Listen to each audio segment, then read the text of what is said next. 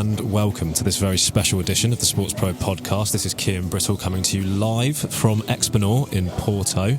You may be able to make out the murmur of conversations going on behind me. I am at the Beyond Rally Forum organised by the World Rally Championship. Now, this forms part of the FIA's Sustainable Innovation Series and falls in line with the recent Sustainability Roadbook launched by WRC Promoter recently. This is something we'll hear about later on in the podcast, but don't go anywhere as I'll be taking you through the key narratives from today's forum, covering everything from the future direction of WRC, why biodiversity is motorsport's next great challenge, and even a little bit on the world's first helicopter flight powered by fossil-free fuels. First up, I sit down with Sara Mariani, Sustainability and Diversity and Inclusion Officer for the FIA. Let's find out what she had to say about the importance of promoting a more sustainable and inclusive environment in motorsport. Hello, Sara. So we are obviously here at the Beyond Rally Forum. We're ahead of the event. So how are you feeling and what are you expecting to get out of the day? Well, we feel, first of all, very excited because it's the first time that the FIA with the World Rally Championship is organizing a joint event around sustainability. So it's the first time to showcase what we are doing in a way. So there is a lot of excitement and anticipation. And we look forward for the events to actually become real. This is your first event with WRC, but you've done a similar event with Formula E in Tokyo. So what are you sort of hoping to achieve from the Sustainable Innovation Series? What are you hoping to achieve from these events? That's correct. We hold an event in Tokyo in collaboration with Formula E. And we had good participation from a number of various stakeholders, including academia and also industry, which are very important to tackle those topics with a 360-degree. So the idea of the Sustainable Innovation Series came about because I think we need to bring the championships closer to our audience and create a wider collaboration, bringing about stakeholders with actionable strategies. And we decided to implement a series of events that would work with each of the world championships that the FIA has. So the usual suspects. So with Formula E, we started with the first event, but we think that also working and sustainability around rally is very important because we touch on topics maybe that are closer to nature as opposed to other sports, because we are in the open air, not in circuits. So there are a number of issues that are specific to rally that we wanted to explore more and also make known to a wider audience. Do you need maybe different approaches? Obviously, with Formula E, they were founded on the basis of sustainability, whereas WRC are transitioning towards sustainability. Are there different approaches required for both series? Absolutely, and this is also why we are doing different events with different championships, because we need to, first of all, look at the needs of the various championships and the opportunities as well. With Formula E, of course, the main topics are around the electrification, may it be the batteries and the power grid and where it comes from, and circular economy, what we do with the batteries, and so on and so forth. With rally, again, we can discuss about fuels, about sustainable fuels, how to make vehicles more efficient on track, and also test technologies that could potentially trickle down into the cars that we use daily at some point. And also the biodiversity theme is a big one because, again, we run in forests, basically, very often. So how do we interact with the biodiversity? How we preserve the heritage that we have with regard to the environment? It's a topic that's specific to rally. So we need to really tailor the approach to the different championships to make it real. We'll dive into the specific initiatives in a bit, but I was just wondering how much guidance the FIA has with WRC's sustainable direction. Obviously, WRC is accountable for its own sustainability, but how much does the FIA sort of get involved and guide that process? Actually, with rally, it was also a little bit the other way around in the sense that they are going to publish the roadbook. Yeah. And the roadbook actually implements the strategy that the FIA has, which we are currently in the process of revamping a little bit and expanding to also include topics like biodiversities that were secondary when it was first launched 3 years ago. But rally actually took what existed from the FIA, tweaked it with their focus, applying their lenses to our strategy, and actually made it tailored to their sport. So it's a great example of how we could work together. we were consulted also on the roadbook, so we could also provide some feedback, but actually it was just great work that I did, and it was perfectly aligned with our strategy, so it was a great result for us. Well, you've preempted my next question, because I was going to talk about the Sustainability Roadbook and talk about your collaboration on that. So it's interesting to hear that it was led by WRC and you obviously offered some consultation. What was your, I guess, reaction to, WRC taking that initiative then? I mean, I would want this to happen more and more. As you can imagine, we are within the FIA here a little bit like the catalyst, but then the action happens on the ground. So we can provide guidelines, we can provide, and we should provide even better guidelines. And we need to get better at that to make it more concrete, more digestible, and more applicable. But then the action happens on the ground. So actually it is up to the championships, up to the organizers, up to the promoters and the sponsors to then take action to make it all real, because otherwise it remains on paper. It doesn't serve any purposes. So actually what WRC is doing, I think, could also be an example for other championships or even other minor series beside the World Championships that are for sure, they have more means and they can do more, to how to actually take the guidance that is provided by the FIA, but to make it real and applicable for the needs of their championships. I was going to ask you this later, but since you mentioned it, obviously you're saying that WRC are almost blazing a trail in this sector in terms of the work they're doing in sustainability. I was going to ask you what series you saw as sort of being leaders in this area. And it's quite clear that WRC is one of them, if not maybe the leader. So I was wondering what series are doing that good work that the FIA is particularly proud of? Well, of course, I have to start with Formula E, because Formula E has started around the concept of sustainability and they are embedding it in every aspect of what they do on track and off track. They have a long-lasting heritage with regard to sustainability. They are in their 10th season, so they've been pioneering somehow certain aspects of sustainability. And also they have a particular attention also to the social side, not just to the environmental side of things, with the Girls on Track program that they implement for the FIA and with the FIA. Of course, F1 has a leading role also in our championships, as you can well imagine, and they just published also their report that highlights the progress and the reduction targets and all the measures that have been put in place. So with the department that I lead, which is the Sustainability and D&I department, we have a close engagement with all the championships. We have roadmaps for every championship, and we try to have a close connection with them. And we are actually revamping the bi-weekly meetings with them to actually have this closer collaboration. But I would say that every little helps. So everything that can be put in place actually helps strengthening the message that we are serious about it and we want the sport to be durable and stay there and maintain its credibility. So everything that it's implemented is welcome, even if it's smaller things done in smaller series. And if we focus on WRC, are there particular initiatives that you're proud of that you look at and think those are the initiatives that you want to see more of? Actually, I think what they are doing that's quite specific and we liked a lot is the work on biodiversity.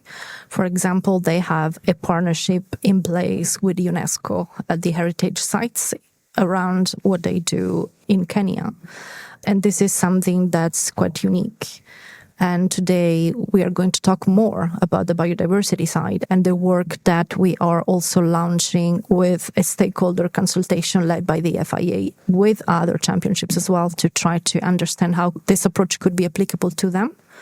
Because ultimately, I think there are links with biodiversity and nature in all the series. And even if there are permanent infrastructures, you still have fauna and flora you have to be, in touch with, responsible for in a way. So there are applications also to other series. Maybe they have to be tailored, they have to be changed, they have to make sense for them. But I think the work on biodiversity is very, very important. And again, we've been focused a lot on carbon at the beginning of also what the FIA was doing, which is normal because it's the greater impact that we have. But to seriously tackle the climate crisis, we have to look at waste as well, and we have to look at biodiversity. So biodiversity is actually a very important piece of the puzzle, and WRC has started tackling it in a very meaningful way. So this is very welcome, and we will use that as an example also to try to implement actions that are along those lines for other series. And looking at, I guess, wider sustainability, how important do you feel that, obviously you've mentioned the biodiversity schemes in WRC, how important do you feel that that sort of sustainability push is in maintaining that road relevance for series and having that sort of sustainability at the core? Well, I think the relevance of the series is very much linked to the topics that I have the chance to work on. If we think about how the sport is positioned and will position itself, I'm talking about motorsports at large. If we want to attract younger generations, we need to, first of all, be credible in what we do and engage them on topics that they are interested in and they feel close to their daily habits and what they want to see in a sport. So I think a message that has not probably passed yet with the force that it deserves is that being sustainable means also making the sport sustainable in the coming years, make it relevant and get traction and attention from the younger generations who are sometimes even not considering driving a car because it's not part of their beliefs. So I think we have to be very much mindful of how this implementation of a serious and robust and credible sustainability strategy can also serve for the sustainability of the sport. And in addition to attracting the younger generation, but specifically for WRC, how important is it to attract new manufacturers to the series? That too, again, it's something that will also help differentiate in this realm as well. So there may be manufacturers that are not there because of XY reasons and could feel that this is becoming a space where they would feel more comfortable, and actually it's a sport that will resonate more and more with their values and their also commercial objectives. Let's not be naive, that exists, and there's no issue with that as long as, partnerships are done with some content and some value to it. But I think this also could increase the number of potentially commercial entities and manufacturers, first of all, who could be interested in becoming part of this space because now it makes more sense for them. And talking of partnerships that have value and content, obviously WRC have partnered with P1 Fuels. They've got 100% sustainable fuels, which is a massive step for the series. Obviously, 100% sustainable fuels is a very good step, but fuels and the emissions from the fuels in the cars make up such a small percentage of an overall series emissions. So how do you balance sort of that argument? It's interesting because everyone focuses on that. When they look about sustainability, they look at the fuel, and this is a very important component, but it makes up a very small percentage. So what's also important is to work taking kind of an holistic view and understand what are the main impacts, to work on logistics, to work on, I would be a bit controversial here and I take full responsibility for it, to work on the calendar for it to make sense from a sustainability standpoint, but also from a well-being of the people involved, which is not negligible. So taking a holistic approach, looking at the main impacts, focusing on reality versus perception. So there are small things that make sense to do because then they are the ones who attract the attention of the public. But then we need to work on the most relevant things, on the fuels, of course, because that's very important, but also on, for example, circularity of the materials, what we do about waste, and work on the event, on the sustainability of the fans, on how the fans move to the event. Can we incentivize public transportation to go to an event, for example? This is something that has a massive impact, much, much more than fuel in the car. And obviously, the counter-argument with the fuels is that motorsport is always a technological testbed for these things. So I guess how important is it with that future-looking mindset of that then becoming something road relevant in the future?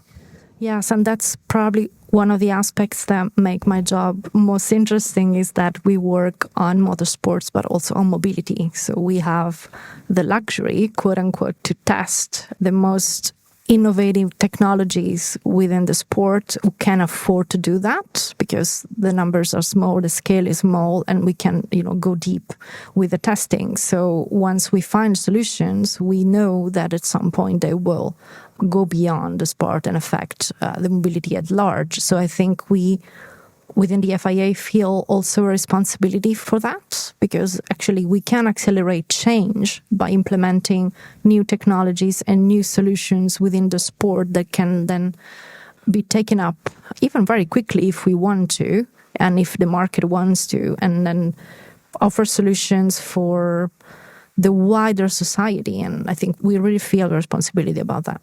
And obviously, as the governing body, and we've touched on this previously, you've obviously got involvement in series all over the world. Do you see certain initiatives that work, quite well in a certain series and then try and copy that and maybe guide a series in that direction? Or is it a case of taking a different approach for each series?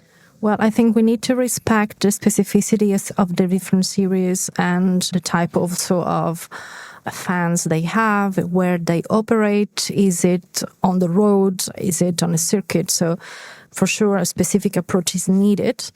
But for example, I participated at the General Assembly in Baku.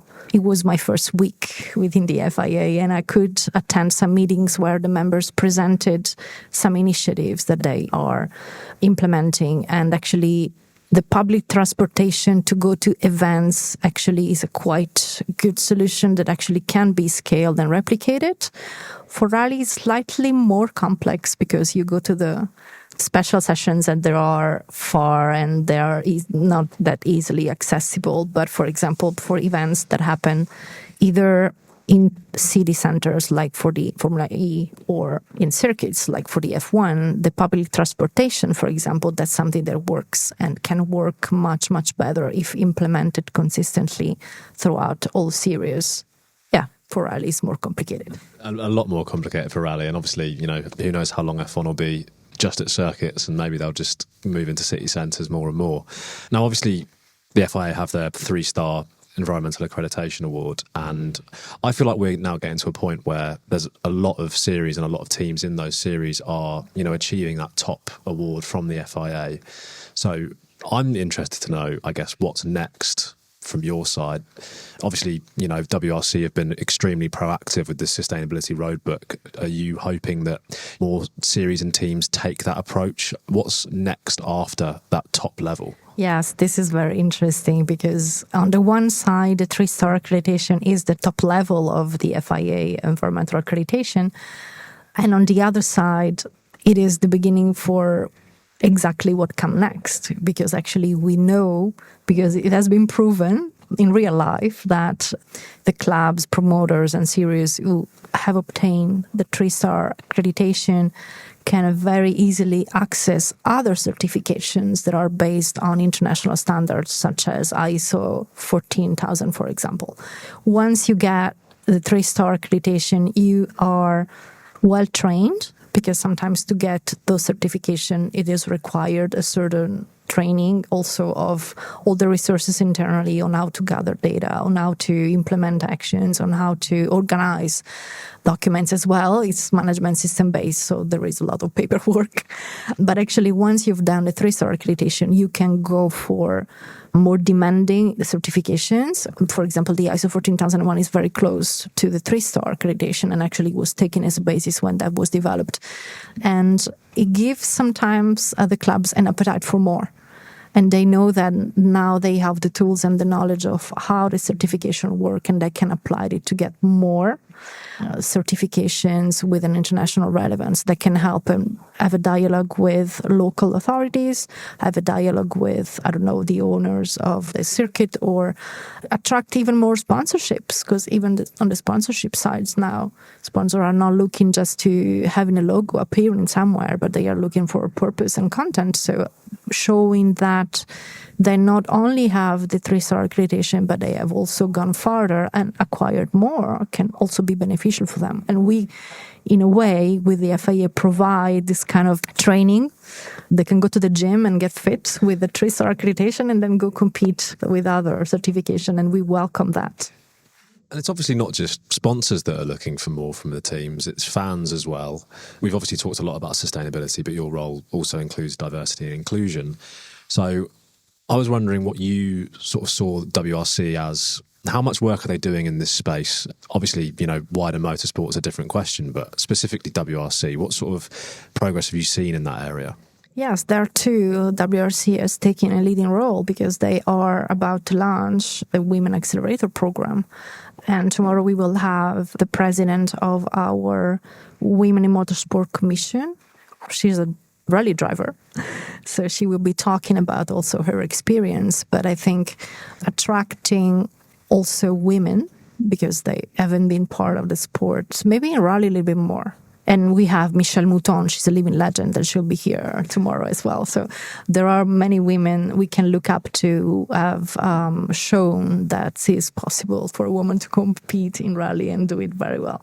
But I think what we are interested in within the FIA is, first of all, attract girls and women, because they were a bit neglected from the sport, and the Girls on Track program exists since 2018, so it's been there for a while. And now we are also looking at expanding that scope to maybe look at other projects that I will not spoil today, but to actually attract also different backgrounds and also make known all the avenues that people can have with regard to finding a job in motorsports, because there is not only drivers, but there are people working in communication, in digital, in hospitality, in engineering. So we are trying to create a bit of momentum around the careers that exist in motorsports, for example, from the engineers on. And I think this could be the next evolution of what the FIA has been doing with the Girls on Track, and what also WRC is doing with their accelerator to expand even the scope of that and go look for valuable people who can bring experience and diversity within different organizations, also with regard to jobs, for example. How important is that visibility in those senior management roles? Obviously, we are making steps towards seeing more women, competing in the series, but having women working in those visible and influential roles is equally as important, as you say. Absolutely. And we know that, for example, our presidential team has a priority that is including more women even in the governance of the FIA, for example. Now we have many presidents of commissions who are women, and this is very new. Within my department alone, Burcu Cetincaie was the president of the Women in Motorsport Commission, and Natalie McGloin is the president of the Disability and Accessibility Commission, and we have 3 commissions, so 2 out of 3 presidents are women, and the vice president of the Sustainability and D&I Committee, Jessica Vernicles from Motorsport UK, she's another woman. So we are increasing the numbers of women within the organization that we know can only be beneficial, because we sometimes bring just another point of view to things, and especially in environments that are and have been for a long time male dominated. It's just refreshing to just come at things from a different angle, and sometimes we're right, sometimes we're wrong, but at least we bring some fresh new ideas in. Now, without spoiling any of these future projects, how do you see the future of DE&I developing, especially in WRC? Well, I think that the Women Accelerator program will be a very visible one. And it's very good that they ask also for our input. And we are going to have some people from the FIA presenting their experience during the launch of it. So I think in rally, actually, it could bring results faster than in other series, because maybe even from a physical point of view, rally is more approachable for women. There can be even more roles, because you are a team of 2 people, so you can have a driver and a co-pilot there, so you can be two for the price of 1. Sorry for that, but actually you can actually increase the number of females in a very, very rapid way, much more than in other series, where maybe also from a physical standpoint is slightly more complex. And it's feasible, and we are researching that field because we want to provide data that shows that it is feasible with the proper training also for other series. But for rally, actually, they could achieve results in this regard very, very fast, I think. Do you look to a series like Extreme E, for example, which obviously, has one male, one female driver in each team? Like, can that be replicated across other series, even WRC? Absolutely. There is no reason why this couldn't be replicated. So the series that are born a bit later, they have the advantage of incorporating these elements from the outset, which of course it's an ideal environment. But even if that's not the case from the beginning, like in WRC, now with the accelerator, they could get female pilots in a very short time span, a few years, at competitive level, but also other roles. So again, I think the Extreme E model could be very easily replicated and could again give more results because women tend to be focused and not get distracted. So they can navigate very well, I believe. Well, I look forward to hearing more from you tomorrow, Sara. Thank you very much for sitting down and talking to me today. It's been a pleasure. Thank you. My pleasure.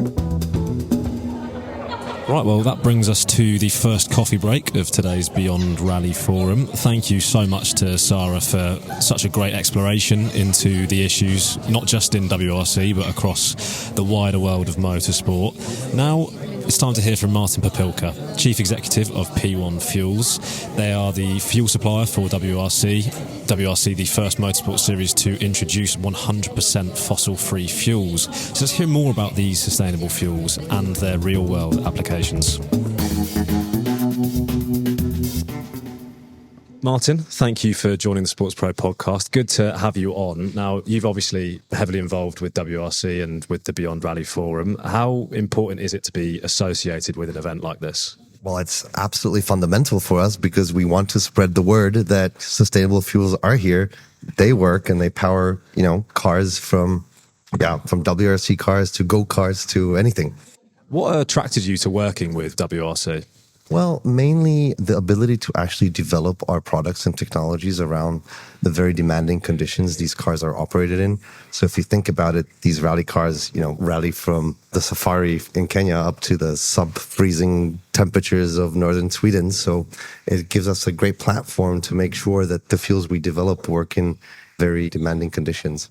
And how important is it for that road relevance as well as part of your commercial strategy? It's absolutely fundamental because our company's aim is to bring these fuels to the 1.3 billion cars that are on our roads today and rely on fossil fuels. And if we don't get rid of these fossil fuels and replace them with fossil-free gasoline, such as the one P1 makes, we will never reach our climate targets. And obviously this isn't just a sponsorship, this is a technical partnership. So how important is that aspect of this deal? It's not just a logo attached to a series. Yeah, it definitely isn't. We are a relatively small company, so we don't really do sponsorships. We're here to develop products, and it's been a wonderful journey. We're very privileged to work with the likes of Toyota, Hyundai, and Ford on making sure that these fuels perform very well. So for us, this has been definitely a push forward, and throughout the championships, we've actually deployed various versions of the fuel. So actually at this event here in Portugal, we launched the newest version of the fuel where we've further increased the performance, and that's what racing's about. Obviously, introducing a new fuel here in Portugal, great steps being made. The applications of sustainable fuel are plentiful, but I wanted to focus on a particular case study, actually, that of the helicopter flying with fossil-free fuel. Can you go just into a little bit more detail about how that came about? Yeah, well, that came about quite naturally. Avgas, which is the aviation gasoline that's currently used in these applications, is being phased out. And the whole industry is looking for alternatives that could function in these engines without modification. So we actually were working with this company for the past year on making sure that the fuel works. And quite happy to announce that, they decarbonized their helicopter by just changing the fuel, which is the very thing that we're trying to achieve in the broader mobility space. What does this potentially mean for the wider transport sector and for fossil-free fuels? Well, that means that we found another application where these fuels function, further proving the versatility of the technology and allowing us to not only drive in a sustainable way, but also fly. I mean, of course, those effects could be plentiful, but a lot of motorsport series use helicopters to film aerial broadcasts and such. What sort of potential is there for you to help decarbonise production and broadcast sectors? That's a very good question. So we've just started the discussion with WRC Promoter on how we can bring such helicopters fueled with our fuels to the events.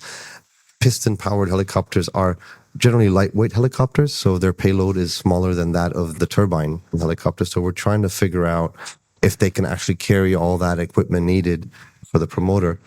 But in case they do, then yeah, it's a huge step forward to further increasing the sustainability rating of the championship. Now, of course, when it comes to sustainable fuels, there's often the counter-argument that the fuels that are in the car is such a small percentage of a series' overall emissions. So what do you say to sort of that, mindset and that approach?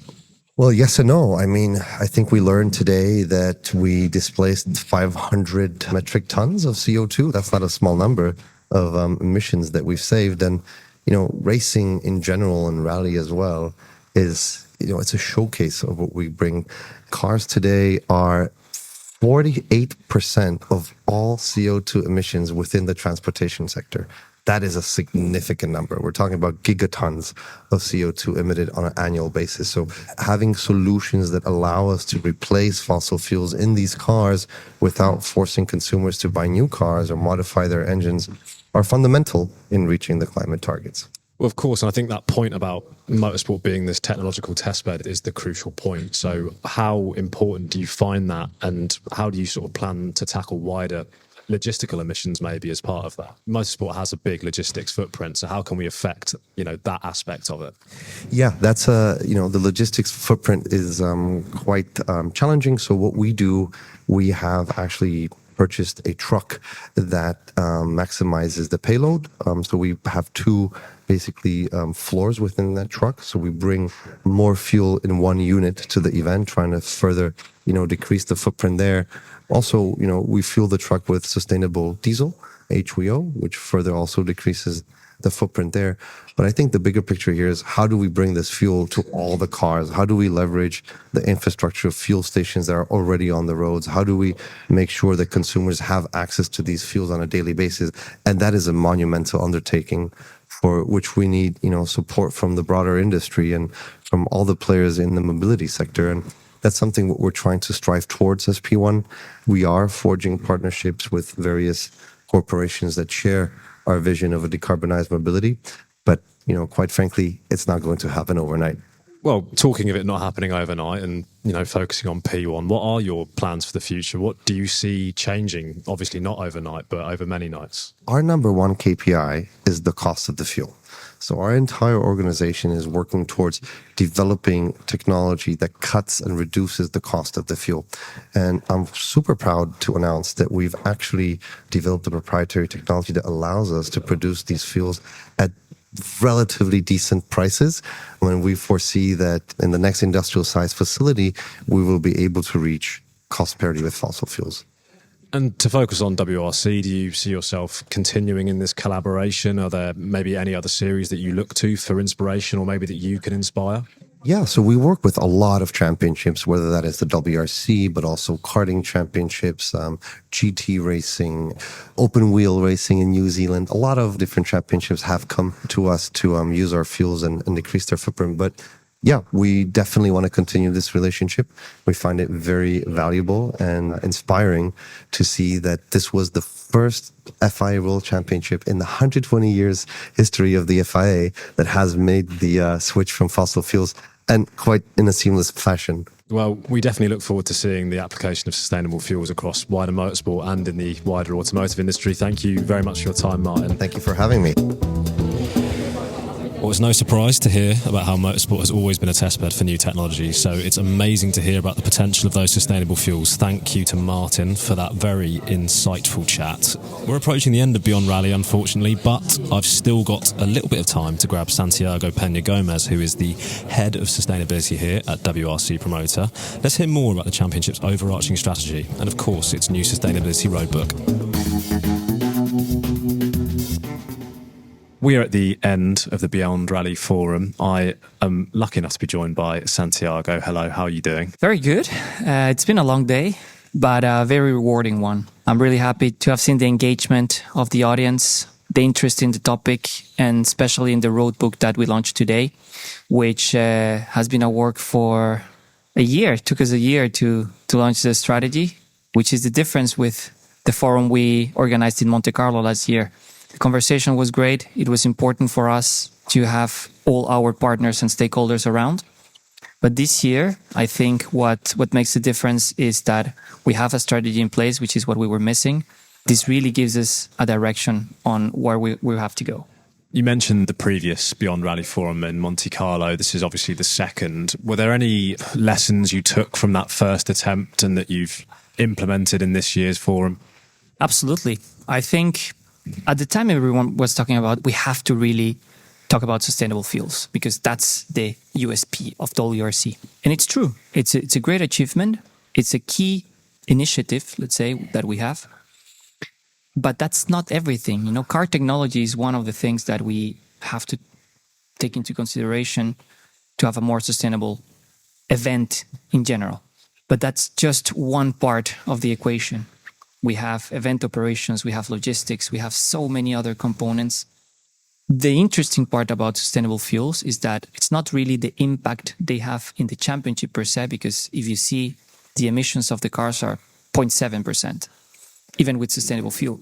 But then it's what's the story and the platform you're building around it to remain public policy relevant in a space where it's so important to be open to different technologies to achieve climate targets. So that's the importance of sustainable fuels. So that's the difference from the event last year. And I think this year, we of course took sustainable fuels into consideration because it's an important area. But we also look holistically into how we're going to drive this championship more sustainably. So sustainable fuels for us falls into climate, but also into innovation. But then we have other areas that we have identified, such as biodiversity, responsible management, which speaks about event operations and environmental management, sourcing, procurement, and also social impact, which is something you heard a lot today. Not only from the involvement of women in motorsport, but also about what is the social legacy and the impact on communities that we have wherever we go. You know, rallying is very remote championship. We go to places that are extremely difficult to access sometimes. But there are many, many rich communities in terms of cultural value that we have to highlight, we have to appreciate, and we have to preserve and contribute as much as we can. I mentioned during my presentation at the forum that there was a picture of the health rally in Mexico. Today we spoke a lot about women in motorsport. That's a very important angle for us, and the Women Accelerator program, it's an important statement. But there is this other angle about social impact, which is the communities we go to. And it's what's our impact wherever we go. So we have to try to maximize the positive impact and minimize the negative one. So the health rally, to round the idea there, is that together with the event organizer, there are different clinics created to offer medical services to the communities where the rally goes. Over 14 years, because Rally Mexico goes a long way back, they have helped and provided services for over 100,000 people. For me, that's an amazing statement. And even when WRC rally is not even happening there anymore, because you know, in rallies, they alternate in certain years, they come back to the calendar. Even when they're not in the calendar, they keep the program. So that's actually legacy in action, which is what we all want.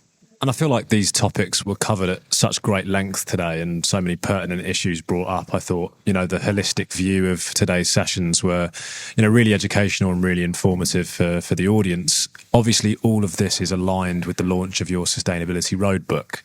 Just go into a little bit more detail about, I guess, what went into the production of that. You mentioned it had been a year in production, but what you put into that and what you hope to achieve with it. I think the first thing you need to do is understand, which is a very easy thing to say, but very difficult to accomplish, which will take years, actually. But we cannot use it as an excuse for not acting. When I say understand, is that measuring the carbon footprint is one thing, but even the measurement of the carbon footprint of a championship has many difficulties because of access to data, accuracy of the data. But that's one angle. But how about the other parts of understanding what is your impact on nature, which per se is very difficult to measure? But there are methods and there are ways. You have to take the first step. You cannot just stay behind because it's difficult or because it's challenging or because understanding it's not easy. You have to take the first step and just make continuous improvements on when you start. I mentioned during the conference that the way we started these strategies, it was not a sustainability strategy, it was an environmental strategy. And I remember it was actually our rallycross director who mentioned, but the angle of women in motorsport is so important in rallycross because I remember in the races in Sweden and the Norway, in the support category, RX2E, we had at least 10 female drivers competing. It was amazing to see. And that was one of the things that really made us remember that sustainability is so much more than just the environment. Of course, the environment where we race is what gives us a place to compete and a place to bring what we do to the world. But there's so much more to it. And that's when we needed to make a way more thorough analysis on what is it that we do, what is our relationship with the environment, climate, communities, and as I said before, how do we build a platform to be relevant for public policy? I mentioned this could be on sustainable fuels, but this can also be in diversity and inclusion. This can also be in biodiversity stewardship. How we bring this information to the over 800 million viewers we have per year, or the almost, 4 to 5 million on-site visitors we have in our events across 4 continents. It's massive numbers. But if you take it even further and you take the learnings we have here, share it with other sports, and get the ball rolling, the impact, you increase it a lot more. There's obviously so many different pillars to sustainability.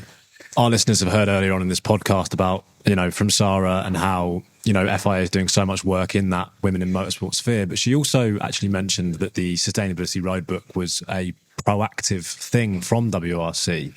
It was a case of you going out there and basically just founding this strategy by yourselves, and FIA just came in with some little bits of advice here and there.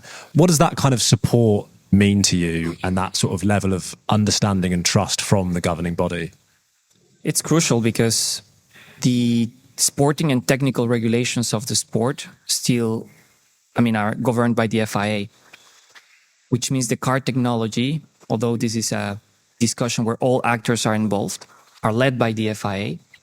And the way you embed the sustainability agenda, it's crucial. So if we have this support from the FIA, that's the way we build the strategy as well. We wanted it to be aligned with the FIA environmental strategy. If you see from all the 49 goals, you will see a little logo of the FIA next to the goals that addresses FIA environmental strategy goals. So that means that there are documents that go together. Our document doesn't make sense without the environmental strategy of the FIA, which is what you want. But you don't only want that for WRC, you would like that for every championship. I'm not saying you have to do exactly the same to link it that way, but you do want to be on the same page. There's something I wanted to tell you as well about that, is that sometimes I have the feeling that in motorsport, we have this unspoken competition on sustainability, Everyone has this goal, everyone has this statement, everyone has this thing they want to showcase. And that's positive because you heard it today. We need different solutions for a common problem. And every championship of the FIA, especially world championships, they have very specific characteristics, a very specific public, a very specific car technology. And that's great. Actually, for me, that's positive. And you have to leverage the advantages of each to develop different technologies. But my opinion is that among world championships, we should take sustainability as a pre-competitive aspect. Not saying that they're going outside and saying we compete in this, but I feel that sometimes these statements, they're pushed so far to say, of course, you have also commercial purposes with this. You want to attract better sponsors. You want to align with the purpose of what you do, which is great. But I think if we shared more of what we do, it would be a very good achievement of motorsport as a community. Because I tell you, this happens in other industries. For some reason, I've been reading a lot about the the luxury goods industries. This is something that many companies in this area, they take as a pre-competitive aspect, and they share, and they have different working groups or commissions or standards where they share best practices, because they also, in that case, they source many of the raw materials for what they do in the same places, and they have the same challenges. Well, we're not very different in that sense, We have many of the same challenges. Logistics, we all share it. Impact on race locations. I mean, rallying is difficult because you go to very remote places. If you have circuits, it's I'm not going to say it's easier, but at least you know exactly where they're going. With rallying, it's a bit more complicated. You've actually unpacked quite a few things that I wanted to talk about there, so I'll slowly pick back through them. So on the topic of logistics, obviously it's a big issue across all of motorsport. Rally has a somewhat lined up calendar, and obviously forgetting the final 4 events where you jump between continents. You do stick mainly in Europe. There's only 3 outside of Europe. So from a logistics standpoint, you're clearly not as bad as some of the other global motorsport series. But how important is tackling those logistical emissions when it comes to your sustainability strategy? Absolutely crucial. About above 80% of our total championship emissions come from logistics. The calendar of WRC, if you compare it with other championships, is still kind of short. We have 13 rallies today, which is something that I think can go up to 14 or a max of 15, depending on different shifts in the calendar and newcomers and rallies that go out, come back. But this is absolutely crucial. You mentioned something that it's important, is that we have such a big opportunity with most of the rallies happening in Europe. We can make this so much more efficient. I tell you, one of the challenges and the goals that we have for the future is not only what you mentioned on optimizing the calendar, but also to finding more sustainable logistic solutions for all the teams, which are the ones that are bringing most of the equipment to the rally locations. From our side, we did it on TV production since 2019. And Rally Mexico last year was the very first event that we produced remotely from a post-production office in Helsinki. And then we did the same with all the overseas events last year. This year, besides the overseas events, which are 3, we're also tackling 3 European events precisely to test the model and see if we can then expand it to more events in Europe, which will decrease our impact when we speak about TV production. That's on us as promoter. Of course, the logistics of the teams is something we can speak and lead, but it's something we have to work with the different stakeholders, FIA included. Well, you've just led into my next question perfectly, which was going to ask you about your influence over stakeholders. Obviously we've heard today about the various teams and sponsors that have achieved 3-star environmental accreditation under your guidance. So I just wanted to hear a little bit more about, I guess, that influence that you hold over and how much guidance you can give to sponsors and teams. Absolutely. I think the accreditation program is a good example because since I arrived, we have worked so much with event organizers to achieve the 3-star accreditation, not only from a check, just also tick the box, but to do it properly, have the right documentation that helps you build a proper environmental management system. That's the theory. Perfect. But the next step we took is how do we translate this into more properly sustainable operations? I can tell you have very different levels of maturity and expertise when it comes to this topic in the different regions and countries you go. I cannot tell you there is one region or one country that is better than the other. I just tell you that they're very different contexts and realities. For some, it's easier to reach the standards. For others, it's more difficult. For me, that's the beauty of it. Doesn't matter where you are. Doesn't matter how good you are. Doesn't matter how many resources you have. You have to get to the standard. So if we have less resources, we have to make it happen. We have a lot of resources, you still have to make it happen. Doesn't matter. That's good. That's why we have standards. Then the idea is to take these good practices and momentum we have built with the event organizers to work with the teams. In WRC, we have 3 teams. And the goal that we have set in the strategy is that by 2027, not only the teams, but all suppliers and the event organizers, which continuously are accredited, get the 3 stars by 2027. This is something not only for WRC, but for ERC and World Rallycross as well. So that means another world championship for the FIA, where we want to achieve this. Obviously, we've talked a lot about your progress in sustainability, one aspect of which is the 100% sustainable fuels, which we touched on earlier. Earlier in this podcast, I've spoken to both Sara and Martin about this, and I'd be interested to hear your thoughts. And that is the argument that sustainable fuels in motorsport is tackling the smallest segment of a series emissions. How do you sort of react to that approach? But then on the flip side, how important is motorsport as that technological testbed for these technologies? Yeah, it's a good question because, I mentioned before that WRC's emissions related to the racing cars throughout the 13 events is 0.7%. It's nothing. But it's about the story and the impact that you can build by showcasing this in the toughest motorsport in the world.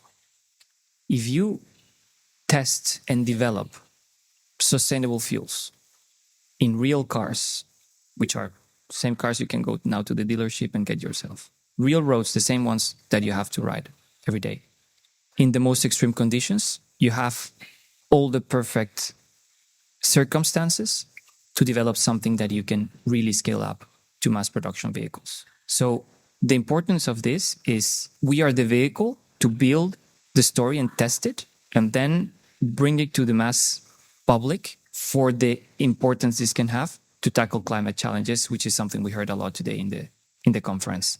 Somehow it's not too much about us. It's about what it can bring to the problem that we have, in particular in road transportation. Well, on that point about road relevance, obviously that is such a crucial aspect for so many motorsport series. And outside of the environmental benefits, how important is it for you to attract new manufacturers to the series through this? Obviously, you mentioned only 3 manufacturers in WRC. With that future forward-thinking aspect, how important is that to attract new manufacturers? It's crucial, for car manufacturers. You have these different approaches from different brands on if they're going full electric, if they're not pledging to full electric from 2030 or 2040.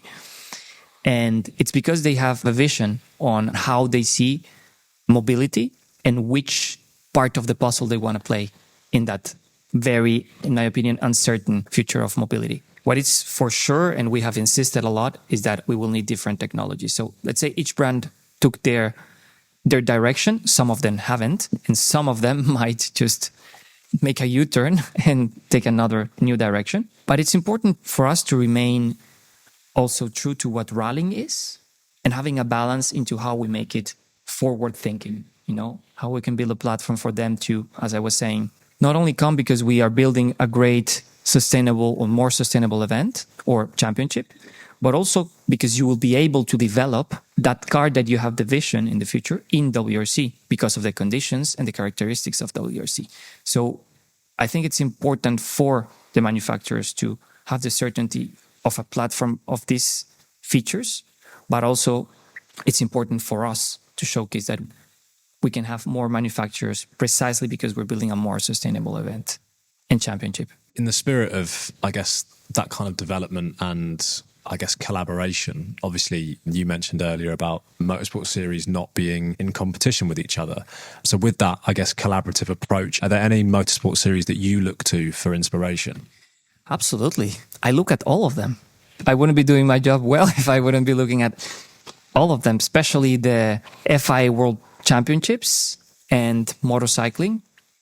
So, Formula E, it's a very good example. They were born with sustainability in their veins, and they have many things.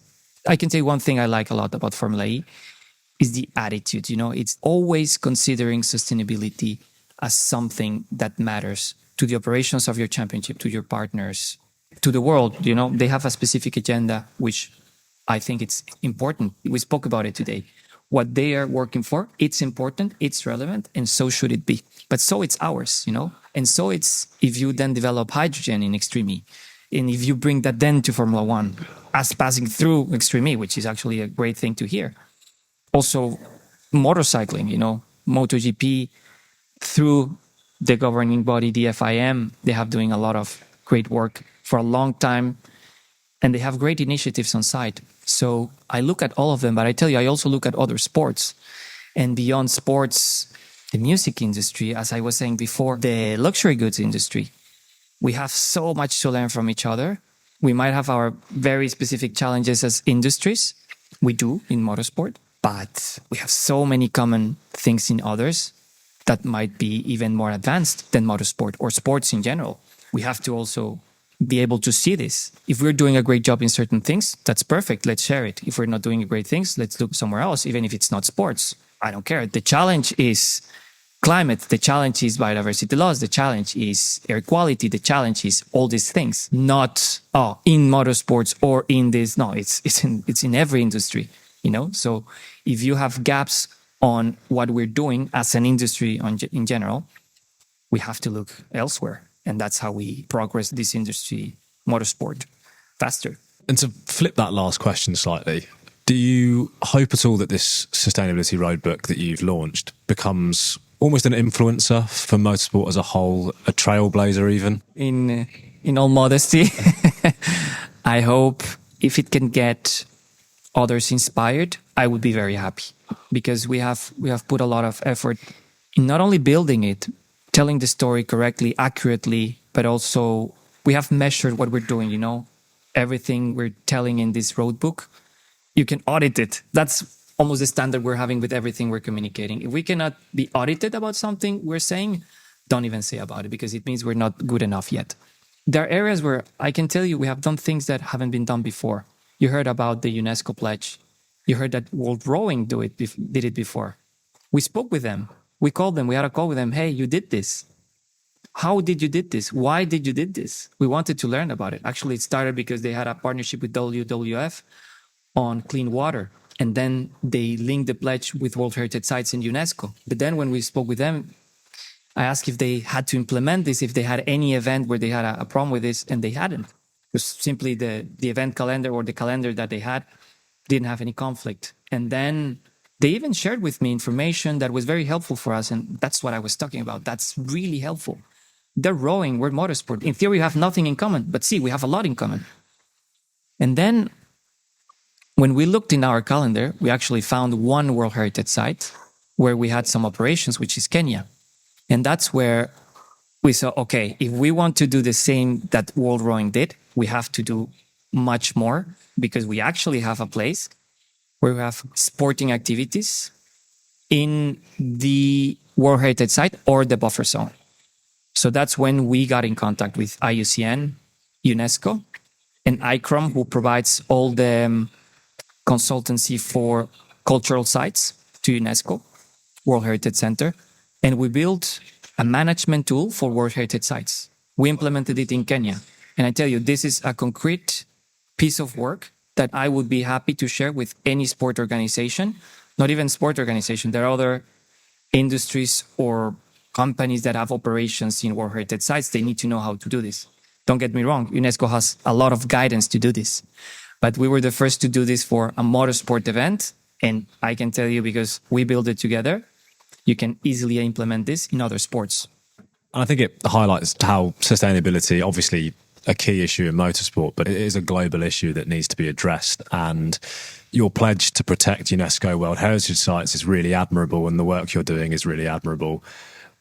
If we look at motorsport, just to wrap things up, what would one lesson be that you'd give to motorsport in sustainability? Can I make it two? I think the first one would be